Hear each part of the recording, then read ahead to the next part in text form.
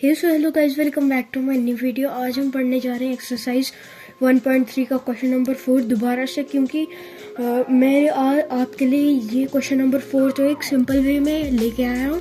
तो चलिए क्वेश्चन पढ़ते हैं। Find the integer whose product with -1 is -12। इसमें बताया है कि इंटीजर एक ही इंटीजर फाइंड करना है जिसका प्रोडक्ट -1 के साथ जो है वो क्या -12 आना चाहिए। तो ये ए पार्ट है, इसलिए हमने -12 लिख लिया।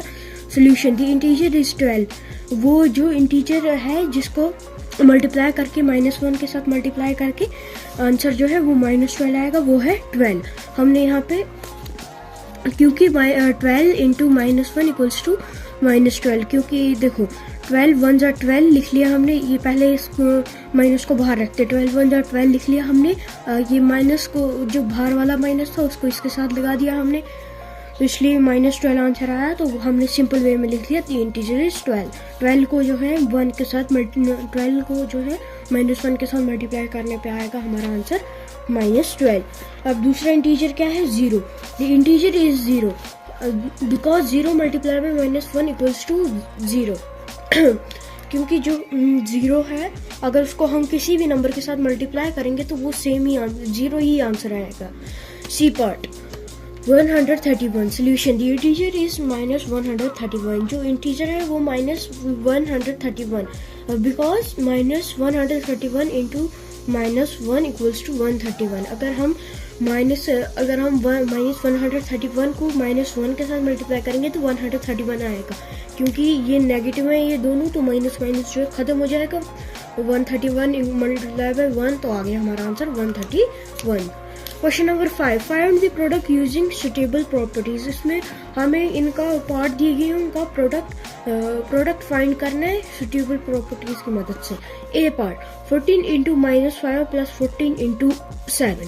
सोल्यूशन, इन दोनों में से कॉमन कौन से 14 और 14 दोनों कॉमन है, तो हमने सबसे पहले सेम टू सेम लाइन लिख दी। उसके बाद 14 कॉमन थे तो हमने 14 एक ही लिख दिया, क्योंकि ये दोनों कॉमन है। इक्वल्स टू लगा के इंटू -5 प्लस 7 लिख लिया हमने। माइनस प्लस जो है माइनस हो जाएगा, 7 में से 5 निकाला तो बच गया 2। और ये 14 नीचे आके 14 जो है नीचे भी 14 ही रहा। 14 इंटू 2 करके आ गया हमारा answer 28 answer. B part a into 53 into -121। Solution, सबसे पहले इनमें से कोई मैं बता दूं, इनमें से कोई कॉमन नहीं है। में से कोई कॉमन नहीं, तो सबसे पहले हमने लिख ली same to same line equals to मैं अब इन दोनों इनमें किसी दो नंबरों को जो है हमने साथ में मल्टीप्लाई करना है। इसमें मैंने पकड़े 8 और 53। आप कोई चाहे तो कोई और भी पकड़ सकते हो नंबर। तो मैंने पकड़े सबसे पहले 8 और 53। इनको लिया मैंने ब्रैकेट में, इन दोनों को मल्टीप्लाई किया, मतलब कि इन दोनों को ब्रैकेट में लिया मैंने। तो ये -1 to 1 जो है वो मैंने बाहर रख दिया ब्रैकेट में। तो इन दोनों को मल्टीप्लाई करके आ गया हमारा आंसर 424। तो इसका ये नीचे उतर के मल्टीप्लाई बाय -1 to 1 424 -1 to 1 करेंगे तो आ गया हमारा आंसर 51,304 -51,304 हमारा answer. C part 15 into -25 into -10 into -5। Solution, अब ये 4 नंबर दिए हैं तो इसलिए हम 2-2 ग्रुप भी बना सकते हैं आराम से। इसमें 3 ही दिए थे तो 2-2 ग्रुपों का 2-2 ग्रुप जो है नहीं बन सकते थे। सोल्यूशन लिख ली हमने सेम लाइन। अब इनमें से 2-2 ग्रुप कोई से नंबर पकड़ के हमने 2-2 ग्रुप बनाने हैं। मैंने सबसे पहले पकड़ा 15 और -25 लिख लिए, इनको बड़ी ब्रैकेट में लिख लिया इनको मैंने। उसके बाद पकड़े मैंने -10 और -5 लिख लिया, वो भी लिख लिया हमने। सबसे पहले इन दोनों को मल्टीप्लाई करेंगे। इसका आंसर माइनस में आएगा क्योंकि ये पॉजिटिव है, और पॉजिटिव और नेगेटिव करने पे हमेशा नेगेटिव आंसर ही आता है। तो 15 इंटू 25 करने -25 करने पे आया हमारा आंसर -375।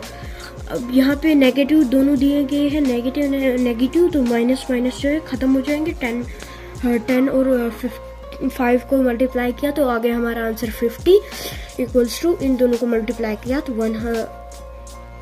हमारा आंसर आया 18,700 -18,750। D part 7 into 50 -3। अब इसमें दिया गया है 7 और 7 को मल्टीप्लाई करना है 50 माइनस 3 के साथ। लिख लिया हमने सेम लाइन, उसके बाद लिखा 7 इंटू 50 पहले लिख दिया हमने 7 इंटू 50 लिख दिया। सबसे पहले 7 को जो है 50 के साथ हम मल्टीप्लाई करेंगे, उसके बाद 7 को हम 3 के साथ मल्टीप्लाई करेंगे। लिख लिया हमने सब 7 इंटू 50 जिसका आंसर है 350। फिर माइनस लगा के, क्योंकि यहाँ पे माइनस है, प्लस माइनस जो है अगर हम प्लस लिखते हैं तो फिर भी माइनस ही आंसर माइनस ही आता, क्योंकि प्लस माइनस जो है माइनस बन जाता है। तो हमने सिंपल वे में लिख दिया है यहाँ पे माइनस। फिर हमने 7 को 3 के साथ मल्टीप्लाई करना है, तो हमने लिख लिया 7 इंटू 3 और जिसका आंसर आएगा 21। फिर माइनस जो है नीचे उतर गया माइनस 350 में से 21 निकाला तो आ गया हमारा answer 329। E part 625 into minus 35 plus 625 into 65। Solution 600 same to लिख ली हमने, same to same line equals to इसका माइनस हमने इसको दे दिया, तो ये दोनों कॉमन बन गए। तो ये हमने लिख लिया एक ब्रैकेट में। फिर अब इसको और इसको प्लस करना है, हमने लिख लिया इनको ब्रैकेट में, अलग ब्रैकेट में 35 प्लस 65 कर लिया हमने। 35 और 65 करने पे 100 आया आंसर। इसको लाया हमने नीचे, माइनस 625 इंटू 100 करने पे आया 62,500 माइनस 62,500 आंसर।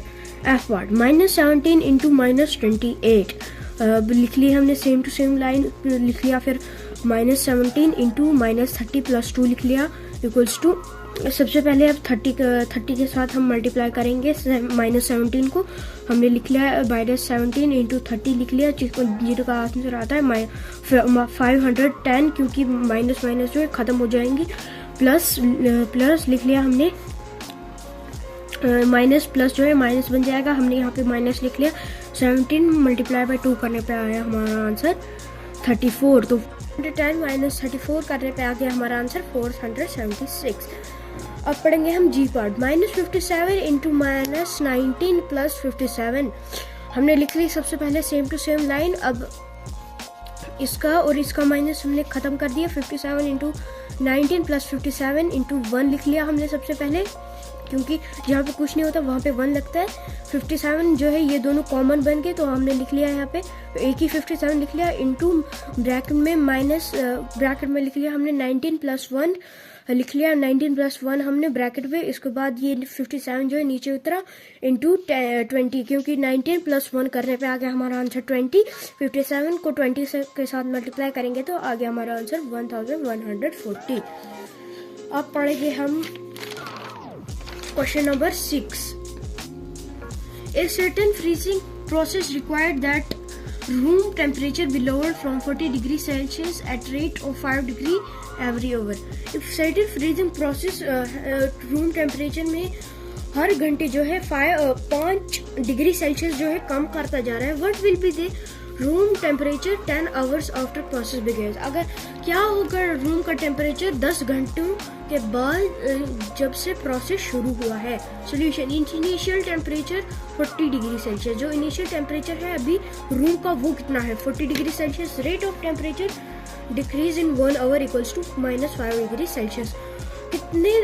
कितना डिग्री सेल्सियस जो है एक घंटे में जो है कम हो रहा है, वो है -5 degree Celsius. Therefore, temperature decrease in 10 hours equals to therefore जो 10 घंटों में कितना टेम्परेचर जो है वो कम होगा।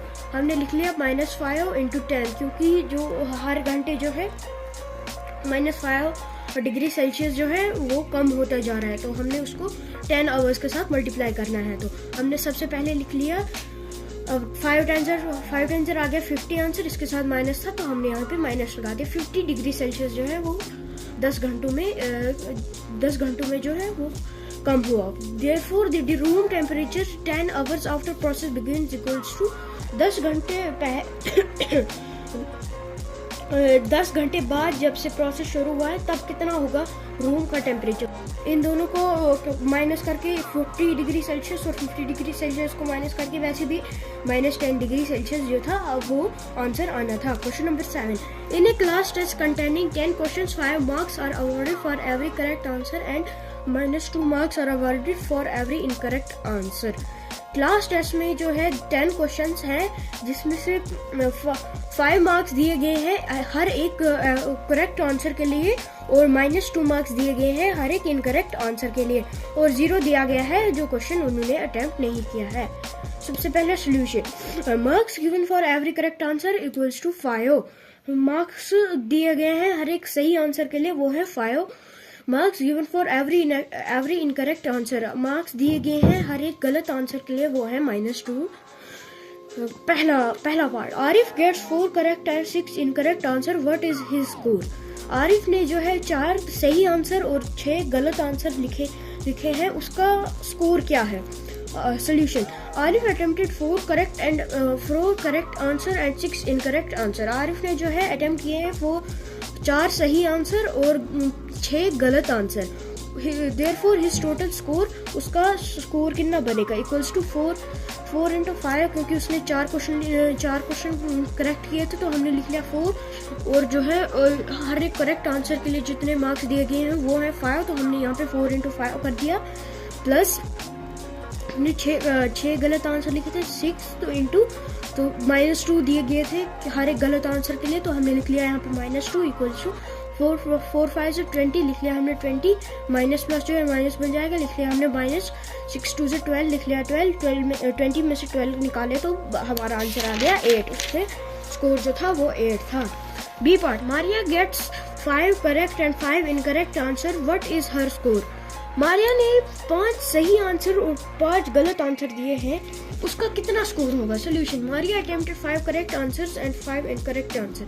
मारिया ने 5 करेक्ट आंसर लिखे हैं और 5 इनकरेक्ट आंसर लिखे हैं, उसका स्कोर जो है इक्वल्स टू 5। उसने 5 करेक्ट आंसर लिखे थे तो हमने लिख लिया 5, उनके मार्क्स थे, उनका हर एक करेक्ट आंसर के मार्क्स थे 5, तो लिख लिया हमने एक और 5, प्लस उसने 5 गलत आंसर लिखे थे तो 5 into -2, क्योंकि -2 जो था वो हर एक गलत आंसर के लिए था।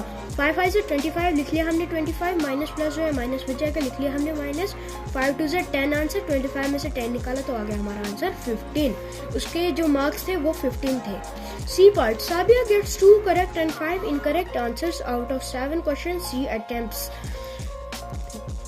आंसर, साबिया ने इधर पहले क्वेश्चन का मतलब समझेंगे। साबिया ने 2 करेक्ट और 5 इनकरेक्ट आंसर भरे हैं 7 क्वेश्चनों में से। आउट ऑफ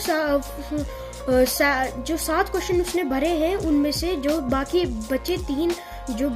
3 बच गए हैं, वो जो है बाकी 3 जो क्वेश्चन बच गए हैं उसने वो अटेम्प्ट नहीं किए हैं।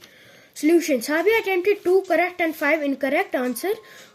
साबिया ने जो 2 सही और 5 गलत आंसर लिखे हैं, उसका स्कोर जो है 2 into 5 + 5 into -2, क्योंकि ये उसने 2 आंसर जो है सही भरे थे तो हमने लिख लिया 2 into 5 लिख लिया, प्लस उसने जो है 5 गलत आंसर भरे थे तो हमने लिख लिया 5 multiplied by -2।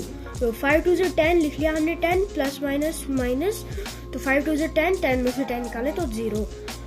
तो साबिया के जो स्कोर है वो है 0। आई होप कि गाइज आपको समझ आया होगा। अगर